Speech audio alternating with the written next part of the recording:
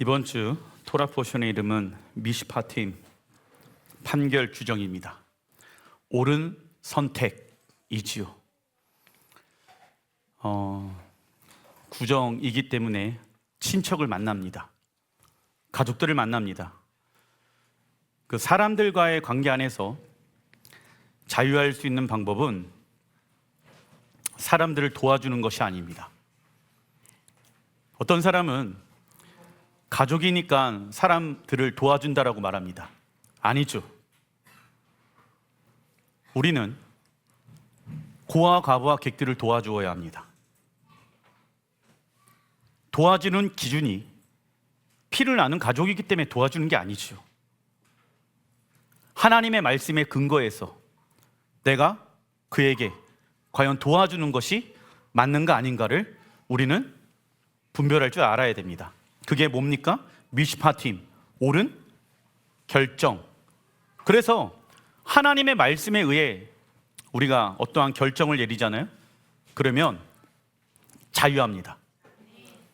그런데 하나님의 말씀에 의해 내가 살아가지 않고 그냥 내가 원하는 대로 우리 가족들에게 돈을 주고 시간을 주고 나의 에너지를 줘요? 그러면 묶입니다. 왜 저 사람은 돈을 갚지 않지? 왜 저 사람은 은혜를 갚지 않지? 그래서 그 사람 때문에 마음이 상합니다. 왜 그러한 일이 일어납니까? 가족들 때문에. 그놈의 핏줄이 무엇인지 모르겠습니다. 여러분들, 피는 물보다 진하다라고 이야기를 하고 있는데 아니에요. 그건 세상 사람들이 하는 얘기예요. 우리 예수야는 우리를 하나님 나라의 가족으로 만들어 놨습니다. 진짜 가족은 예수야의 피로 인해서 만들어진 가족입니다. 그래서 이 안에서 훈련해야 되는 거예요. 그리고 피를 나눈 우리의 가족에게 가서 여기에서 사랑했던 방법으로 이웃들을 사랑할 줄을 알아야 한다. 그래야지 자식들에게 묶여있지 않아요. 나이가 들면 자식들을 의지하게 되어집니다. 물론 의지해야 할 영역들이 있겠지요. 하지만은 자식들이 가지고 있는 어떠한 능력에 묶이지 말아야 합니다. 왜 자식들의 손을 바라보고 있습니까? 여호와의 손을 구하십시오. 묶이면은 답이 나오지가 않습니다. 그래서 계속 우리 자식 세상 사람들과 별 다를 것이 없이 살아가게 되어진다. 그러나 주님의 얼굴을 구하고 주님의 손을 구하면요 자유합니다. 그래서 우리의 삶 가운데는 미시파팀 기준이 중요한 거예요. 그래서 우리의 삶 가운데 하나님이 이번 주 너의 삶의 선택의 기준을 무엇으로 두어라? 하나님의 말씀으로 두어라. 사람과의 이해관계로 두지 말아라. 아시겠죠? 우리의 이해관계로 결정을 하면 안 된다. 왠지 아세요? 목사님, 이 선택을 하면은 나에게 육체적으로 도움이 될 것 같아요. 이 선택을 해서는 안 돼요. 왜? 그 안에는 자유가 있다 없다? 없습니다. 하나님의 말씀에 의해 선택하잖아요. 그럼 무엇이 따라온다? 자유가 따라온다. 진리가 너희를 자유케 하리라. 그런데 목사님, 그 순간에는 손해를 보는 것 같은데요. 예. 하나님은요 우리에게 답을 먼저 주시는 분이 아니라 그 과정의 길 가운데 우리가 십자가를 짊어매고 좁은 길로 나아가길 원합니다. 그 이유는 무엇입니까? 그러면서 하나님과 인격적인 관계를 누리며 우리의 신앙이 성장하길 원하시고 하나님의 형상으로 변화되어지길 원하시기 때문입니다. 그리고 우리의 인생은 누가 책임지십니까? 결과론적으로 하나님이 책임져 주시길 원하셔. 그래서 우리는 어떠한 선택을 하더라도 자유할 수가 있는 거예요. 왜? 나는 하나님의 말씀에 순종만 할 뿐 우리는 순종하고 하나님이 역사하시는 분이세요. 결과를 하나님께 맡겨드리는 거예요. 그런데 여기서 문제는 시간이 별로 지나지 않았는데 목사님, 결과를 보니까 이런 어려움이 있는데요. 하나님이 우리에게 주시는 테스트의 시험일 수도 있다. 그때 무엇을 고백해야 됩니까? 하나님의 신실하신 성품을 고백해야 된다. 따라해 주십시오. 하나님만이 완전한 신실함을 가지고 계신다. 하나님만이 우리의 완전한 신뢰를 받기에 합당하신 분이십니다. 그 시간들을 통해서 우리의 믿음이 성장할 수가 있는 것이죠. 그 말씀에 순종하니까 어떻게 되어집니까? 자유한 거예요. 오늘날 민주주의의 가치와 정의는 이번 주 토라 포션의 주제인 미시파팀에 의해 만들어져 있습니다. 그래서 이번 주 하나님은 개인의 인권과 책임 그리고 사회의 법에 대해서 말씀하신다. 히브리어 미시파팀의 어근은 샤파트이며 뜻은 무엇이냐? 재판하다, 통치하다, 정의를 세우다, 올바른 판결을 내린다 입니다. 우리의 선택의 중심에는 이게 나에게 플러스인가 마이너스인가를 생각하면 된다, 안 된다? 안 된다. 무엇이? 하나님의 말씀이 우리의 선택의 기준이 되어야 한다. 그래야 그 결과가 자유합니다.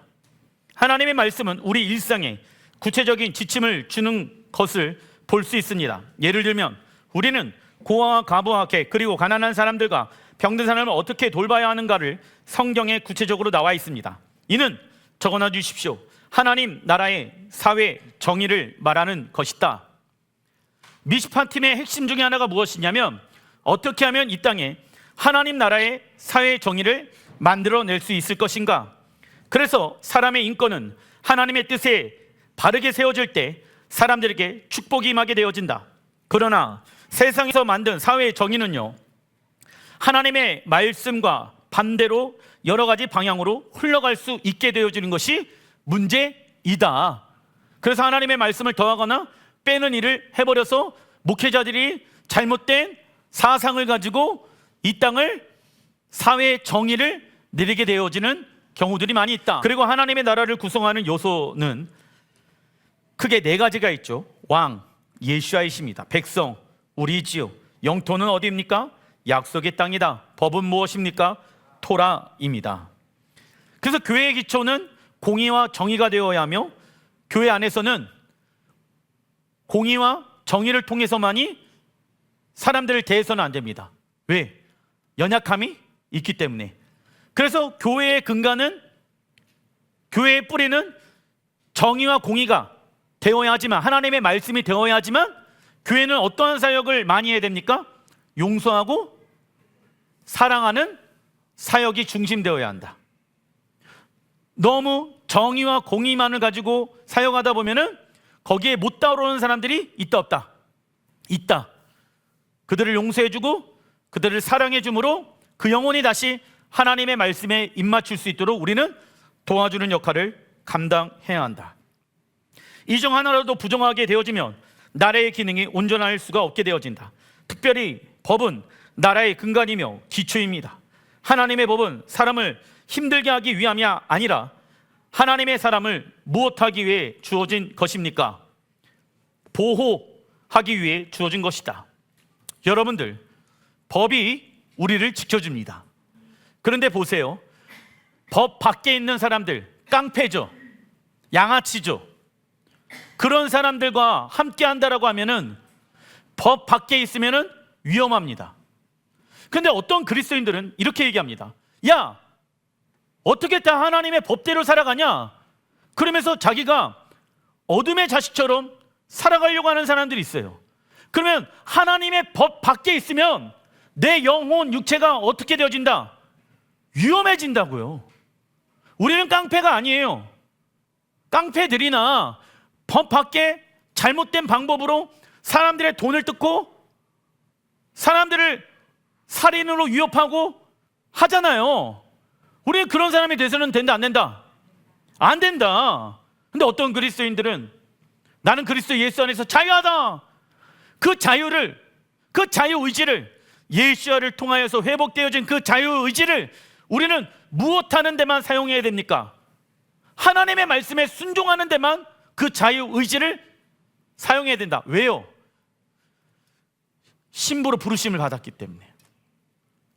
그런데 그 자발적 순종이 신부가 신랑을 사랑하는 단장의 모습이 되어지는 것이다. 근데 어떤 사람은 그걸 어려워하기 시작할 것이다. 그래서 단장하는 것을 포기하게 되어진다. 로마서 11장 12절에 그들의 실패가 이방인의 풍성함이 되거든 하물며 그들의 충만함이라. 그런데 그 가지들을 향하여 자랑하지 말라.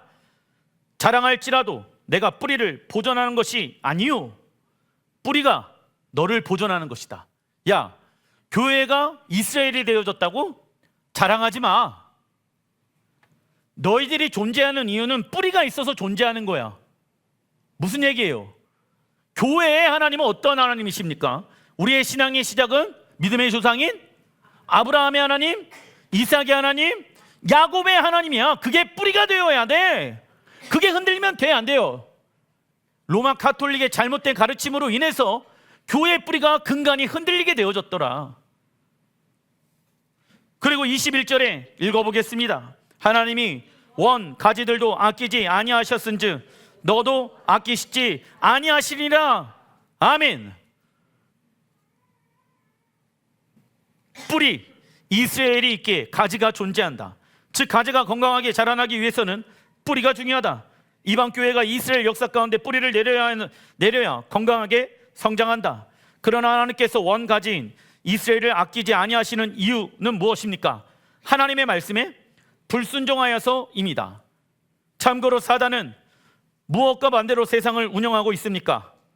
하나님의 말씀과 반대로 세상을 운영하고 있다. 그러나 하나님은 우리가 무슨 판단을 하기 위해 법을 주셨을까요? 올바른 판단을 하기 위해 법을 주셨다. 그 법이 우리를 무엇게 하며 자유케 하며 가장 좋은 길로 인도할 것입니다. 그래서 자꾸 내 이해관계로 이렇게 하면 플러스가 될 것인가 마이너스가 될 것인가를 고민하면 된다, 안 된다? 안 된다 라는 거예요. 당장은 마이너스가 되더라도 시간이 지나면 하나님의 말씀에 순종하여서 심으면 30배, 60배, 100배의 은혜가 있을지라 믿습니다. 기쁜 마음으로 온전히 주님 앞에 순종하는 것이지요. 출애굽기 21장 1절에 내가 백성 앞에 세울 법규는 이러하니라. 24장 3절에 모세가 와서 여호와의 모든 말씀과 그의 모든 율례를 백성에게 전하며 그들이 한 소리로 응답하여 이르되 여호와께서 말씀하신 모든 것을 우리가 준행하리이다. 아멘. 시내산에서 법을 받았어요. 법은 또 다른 의미로 무엇을 상징합니까? 결혼, 서약서, 십계명이죠. 그 십계명을 받으면서 뭐라고 얘기하고 있습니까? 우리가 다 그 말씀을 준행하겠습니다. 이건 무엇입니까? 신부가 신랑 하나님께 나는 당신과 함께 결혼하겠습니다. 나는 이제 당신에 의해 살겠습니다. 당신은 말씀이십니다. 내가 당신과 결혼하기 위해 신부로 단장하기 위해 하나님의 말씀으로 단장하겠습니다. 고백하는 내용이죠. 신앙생활은 입으로 하는 것도 매우 중요하다. 그래서 믿음은 들음으로 인해 시작되어지기 때문에 선포하고 고백하는 거 너무 중요하다. 하지만 말로만 신앙생활하면 된다, 안 된다? 행동으로 나타내야 된다. 그래서 하나님의 음성을 듣고 순종의 시작은 무엇입니까? 하나님의 음성을 먼저 듣는 거예요. 샤마, 순종이죠. 히브리 언어로. 그런데 듣다의 뜻을 가지고 있다. 우리는 순종하면 행하다라고 생각하잖아요. 근데 그게 아니야. 원어의 뜻을 보게 되어지면 먼저 무엇하라? 들어라. 왜? 올바로 들어야지 올바른 순종을 할 수 있기 때문에. 그래서 어떠한 선택을 하려고 했을 때 하나님 당신의 음성을 들려주십시오. 지혜와 계시의 영이신 성령님, 당신을 향한 우리의 뜻이 무엇인지 알려주십시오. 그 뜻에 의해 순종하는 자가 되어야 할지라 믿습니다.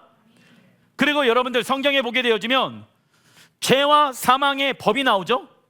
누가 나를 죄와 사망의 법에서 건져내느냐? 성령의 생명의 법이 나를 살리로다라고 나와 있잖아요. 그러면 죄와 사망의 법, 이 법은 무엇을 말할까요? 토라예요. 그리고 성령의 생명의 법 또한 무엇이다? 토라야. 왜? 토라의 기능 중에 하나가 무엇이냐면 뭐가 죄인가, 뭐가 의인가를 구별할 수 있기 때문에. 그래서 죄인에게는 무엇입니까? 죄와 사망의 법이 되어지는 거야. 누구에게는? 죄인에게는. 근데 의인에게는 생명의 성령의 법이 되어지는 거야. 이걸 다른 생각으로 해석하는 사람들이 있더라. 목회자들이 성령의 생명의 법이 당신을 자유케 하였습니다. 그러면 물어봅니다. 생명의 성령의 법은 무엇입니까? 성령님에 의해 살아가는 것입니다. 굉장히 애매모호하죠. 성령님은 어떠한 성령님이십니까? 진리의 성령님. 왜? 오순절에 무엇이 임했다? 시내산에 진리의 성령님이 임하셔서 무엇을 주셨다? 십계명을, 토라를 주셨다. 할렐루야. 그래서 우리 진리의 성령님은 구약과 신약과 지금까지도 진리의 영으로 우리를 인도하신다. 우리가 하나님의 말씀에 대한 계시를 받잖아요. 환상을 보잖아요. 이것 또한 우리는 무엇을 통하여서 해석할 줄 알아야 됩니까? 하나님의 말씀을 통하여 해석할 줄 알아야 하며, 거기에 머물러 있으면 된다 안 된다? 어떻게 우리의 삶 가운데 적용할 줄을 알아야 하는 것입니다. 우리가 준행하다 히브리 언어로 나아세, 베니시마 두 글자로 되어져 있습니다. 두 단어이지요. 신랑 하나님은 신부 이스라엘 백성들과 결혼하기 위해 신부의 동의를 구합니다. 그리고 신부 이스라엘 백성들은 신랑 하나님의 말씀에 전적인 동의를 하게 되어진다. 모든 것을 우리가 준행하다의 의미는 나아세 베니시마임이며, 히브리어 나아세는 적어놔 주십시오. 우리가 행동할 것입니다. 우리가 행동할 것입니다. 그리고 히브리어 베니시마는 우리가 들을 것입니다. 우리가 들을 것입니다. 우리가 행동하고 들을 것입니다. 우리가 듣고 행동할 것입니다. 이게 신랑 하나님의 결혼하자라고 말씀하시는 것에 동의하는 신부의 거룩한 동의이다. 따라해 주십시오. 주님, 오실 때까지 우리가 주의 음성을 듣고 주의 말씀에 순종할 것입니다.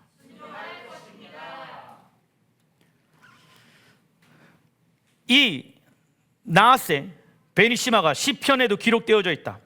시편 103편 20절에 능력이 있어 여호와의 말씀을 행하며, 나아세 여호와의 말씀을 행하다, 그의 말씀의 소리를 듣는, 나와 있죠? 그게 히브리 원어로 베니시마. 여호와의 천사들이여 여호와를 송축하라. 천사들만이 아는 능력은 무엇입니까? 여호와의 말씀을 행하며 여호와의 말씀의 소리를 듣는 것이다. 그러나 천사들만이 아는 능력을 우리의 무엇을 통해 우리는 소유할 수 있습니까? 순종. 천사들의 능력을 성경은 뭐라고 얘기한다? 하나님의 음성을 듣고 하나님의 말씀에 순종하는 것이다. 이게 무엇이다? 천사들이 가지고 있는 능력이다.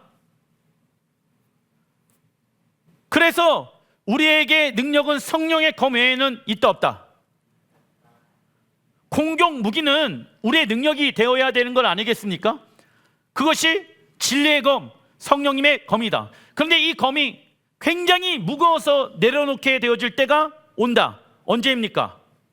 언제 이 검이 무거울까요?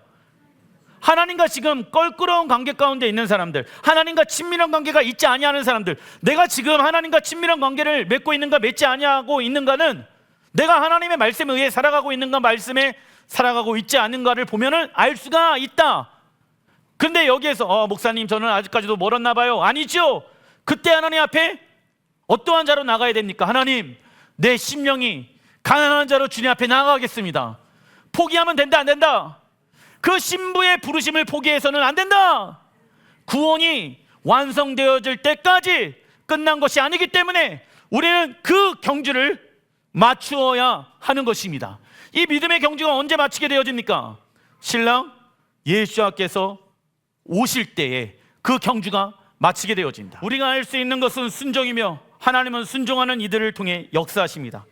그래서 우리는 하나님의 말씀을 먼저 이해하고 순종하기보다 먼저 순종하다 보면 후에 이해가 되어질 수 있다. 우리 또한 예수야를 통하여 신랑 하나님의 거룩한 신부로 부르심을 받았다. 그래서 영생이란 예수야께서 다음과 같이 말씀하시죠. 요한복음 17장 3절에 읽어보겠습니다. 영생은 곧 유일하신 참 하나님과 그의 보내신 자 예수 그리스도를 아는 것이니라. 아멘. 영원한 생명은 단순히 죽으면 천국 간다, 그러한 것을 영생 받았다라고 얘기하는 것이 아니라, 영생이란 읽어보겠습니다. 이 땅에 완성되어질 하나님 나라에서 신랑 되신 예수야를 알아가는 것입니다. 아멘. 영생은 죽음 이후에 누리는 삶이 아니라 지금 이 순간에 예수야와 영원한 관계를 맺는 것이다. 즉 구원받은 이가 이 땅에서 예수야와 영원한 관계를 맺으며 하나님의 형상을 닮아가는 것이 성화의 삶입니다. 우리는 지혜와 계시의 영이신 성령님의 조명하심을 통하여 하나님을 알아갈 수 있다. 하나님을 아는 사람, 히브리어 원어로 야다이죠. 신랑 하나님을 전 인격적으로 아는 것, 하나님을 완전히 신뢰하기 시작하며 순종하기 시작할 것이다. 그러나 하나님을 야다하지 못하는 사람들은 하나님을 향한 뜻을 무엇한다? 불신한다. 하나님의 뜻을 얘기해요. 하나님의 사람이. 그게 나랑 맞아요? 안 맞아요? 안 맞아. 그러면은 뭘 알아야 됩니까? 내가 지금 하나님을 불신하고 있구나. 그런데 누구를 어려워합니까? 그 하나님의 사람을 어려워하는 경우들이 있더라. 저 집사님이랑 나랑 안 맞는 것 같아. 그러면 안 되죠. 중간 1번 출애굽기 21장 1절 내가 백성 앞에 세운 법규는 이러하니라. 내가 히브리 종을 사면 그는 엿새 동안 섬길 것이요 7째에는 몸값을 물지 않고 나가 자유인이 될 것이며 만일 종이 분명히 말하기를 내가 상전과 내 처자를 사랑하니 나가서 자유인이 되지 않겠노라 하면 상전이 그들을 데리고 재판장에게로 갈 것이요 또 그를 문이나 문설주 앞으로 데리고 가서 그곳에다가 송곳으로 그의 귀를 뚫을 것이니라. 그는 종신토록 그 상전을 섬기리라. 자발적으로 내가 그 주인이 너무 좋아서 그 주인과 영원토록 함께 살기 원한다라면은 그 귀를 그 상전의 문에 문지방에 뚫어라. 송곳으로. 무엇을 얘기합니까?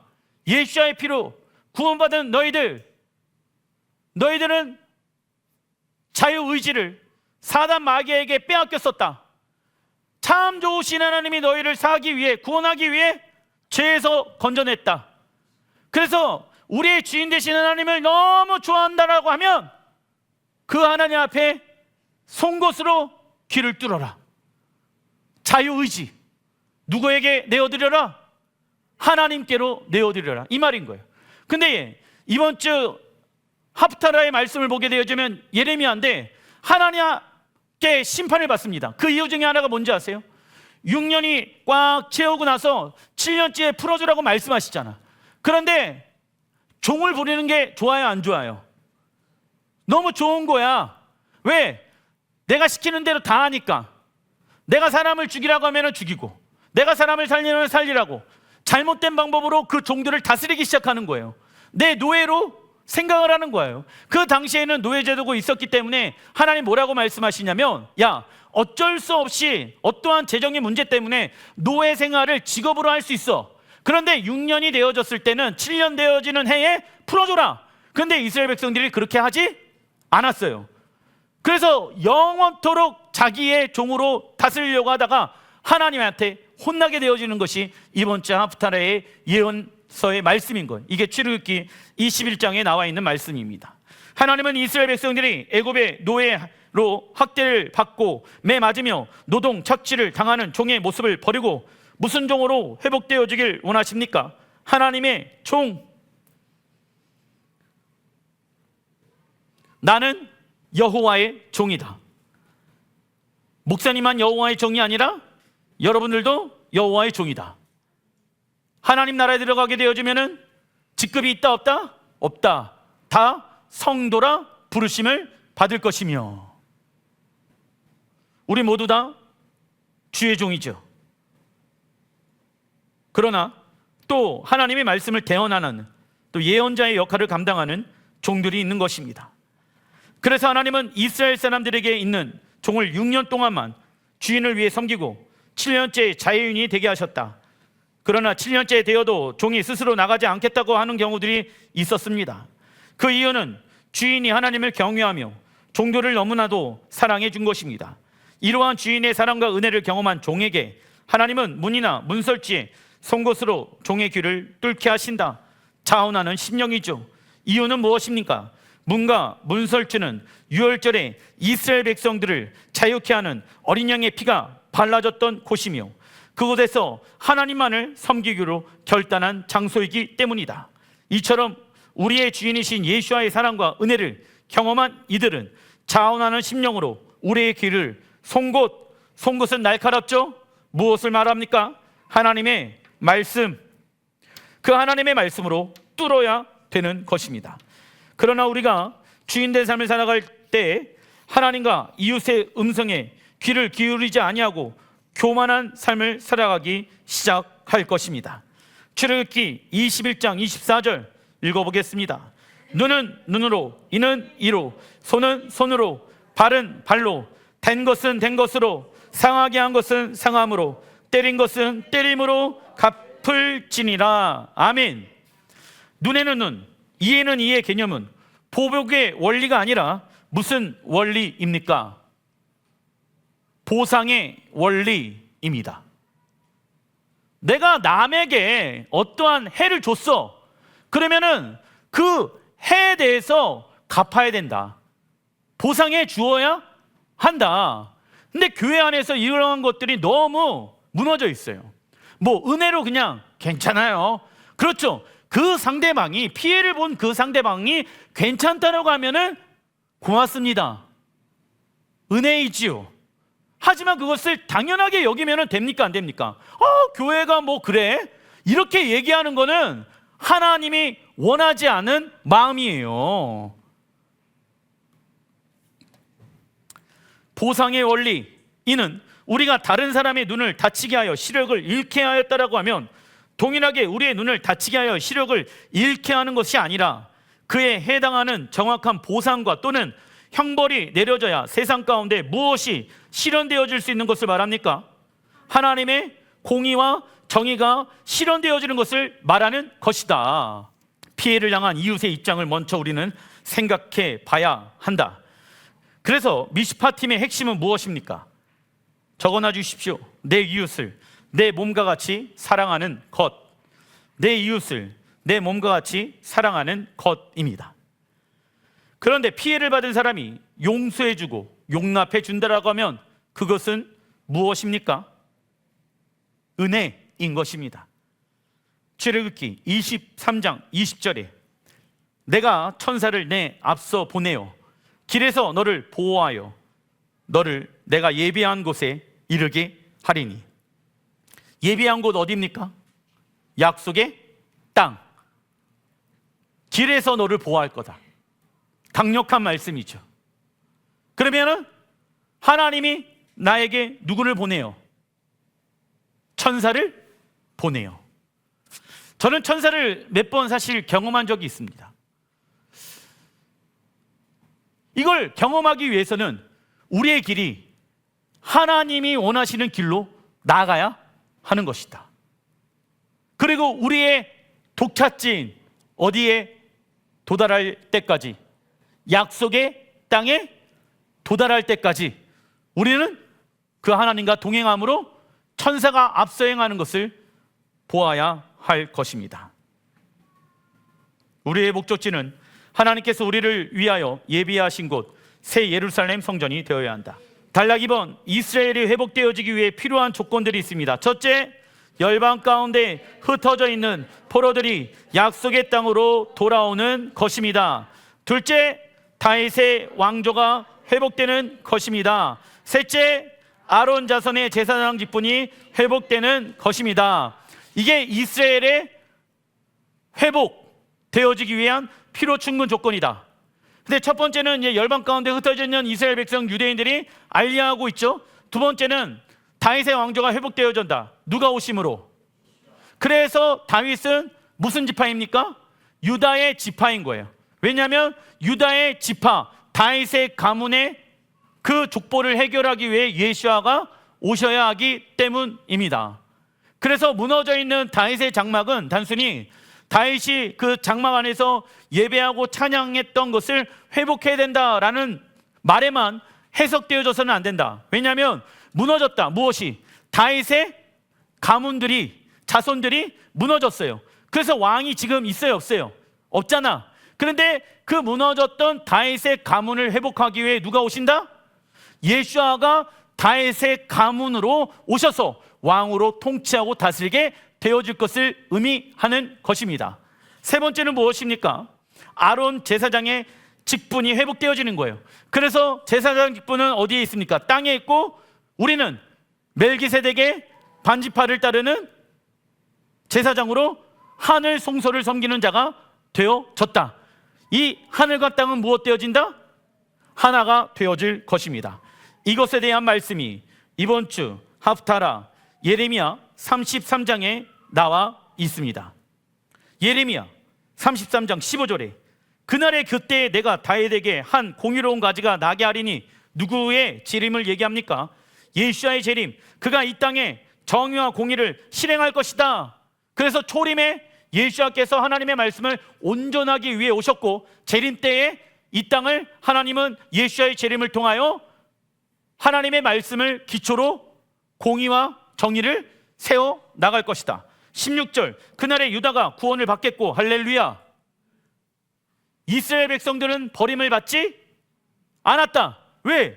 예레미야 33장 16절에 그날에 예수아의 재림의 때 예수아가 이 땅에 재림하셔서 왕으로 임재하셔서 이 땅의 기초를 공의와 정의로 바꾸실 때, 그날에 유대인들이 구원을 받을 것이요, 예루살렘이 어떻게 되어진대요?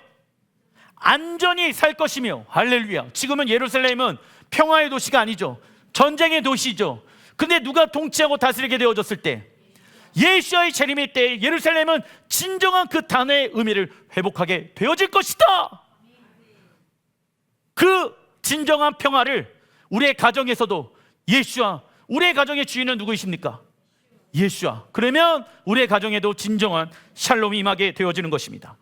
그리고 이 성은 여호와는 우리의 의라는 이름을 얻으리라. 17절 여호와께서 이와 같이 말씀하시리라. 이스라엘의 집에 왕위에 앉을 사람이 다윗에게 영원히 끊어지지 아니할 것이며. 아멘.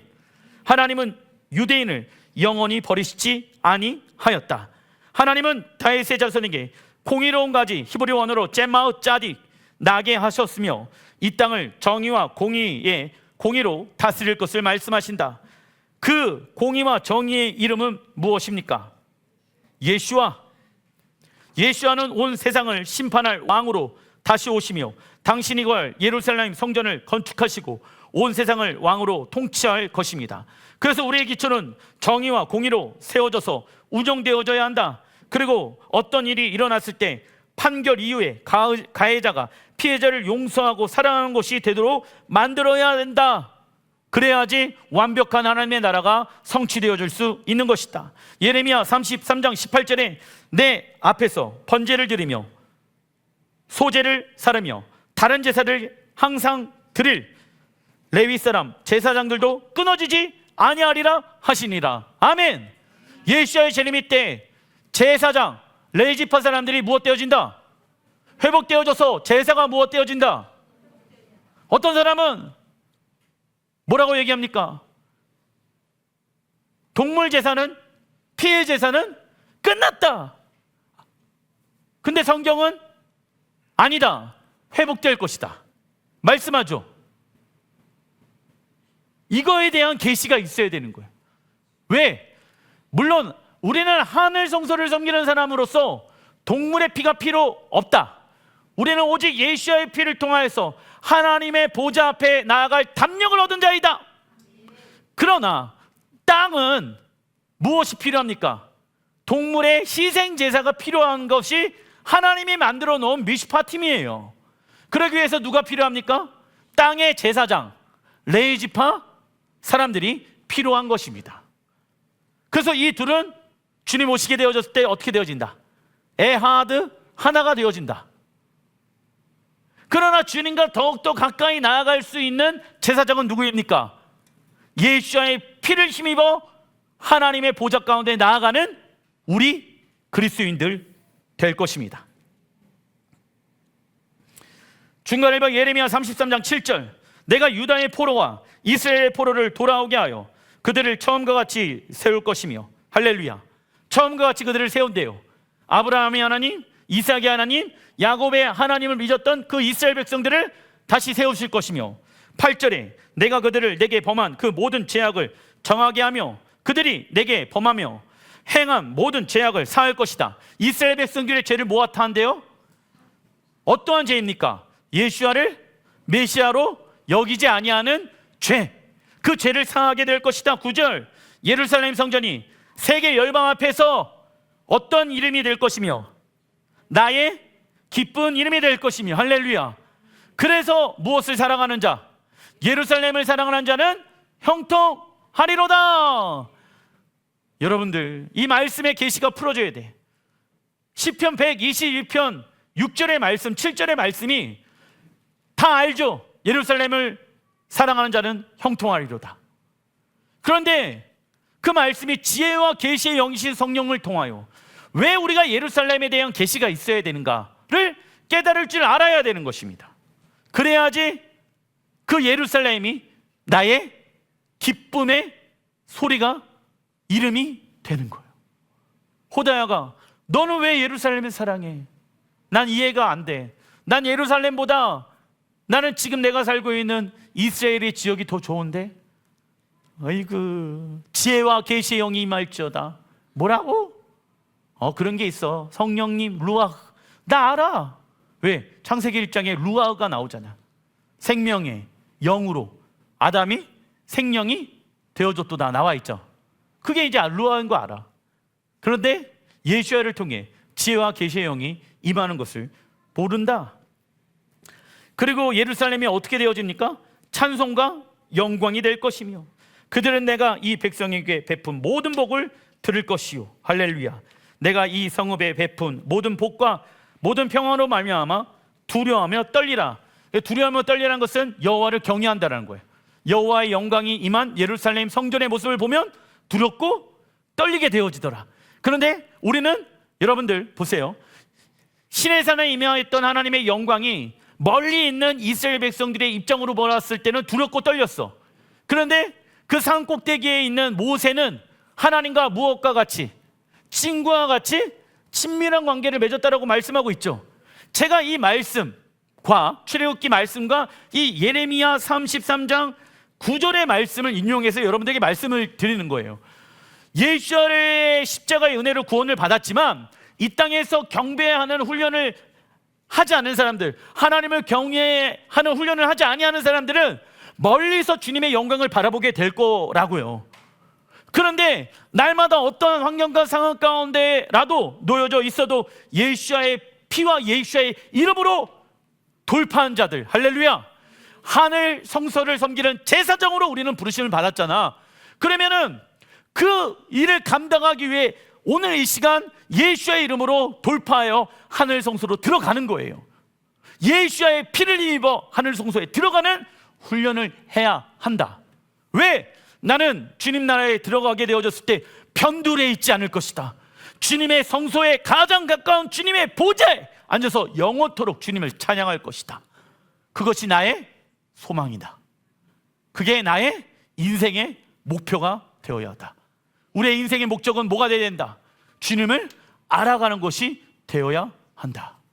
왜? 멀리서 왜 있습니까? 주님이 어떠한 분인지 모르니까 멀리 있는 거예요. 그러나 주님을 가까이 아는 자, 주님을 아는 자는 주님을 가까이 하는 거예요. 아, 주님은 이런 분이시지. 그러니까 가까이 할 수밖에 없겠죠. 그러니까 주님이 오라라고 하시면 예 주님 갑니다. 내가 주님의 좁으면 좁은 길로 나아간 사람들은, 십자가의 길을 간 사람들은 주님 보좌 앞으로 어떠한 환경이라도 들어가는 거야. 그런데 주의 음성이 잘 들리지 않아야 하는 사람들은 멀리서만 주의 영광을 보게 될 것이다. 우리 또한 예수와의 십자가의 은혜로 적어놔 주십시오. 하늘 성소, 섬기는 제사장으로 부르심을 받았다.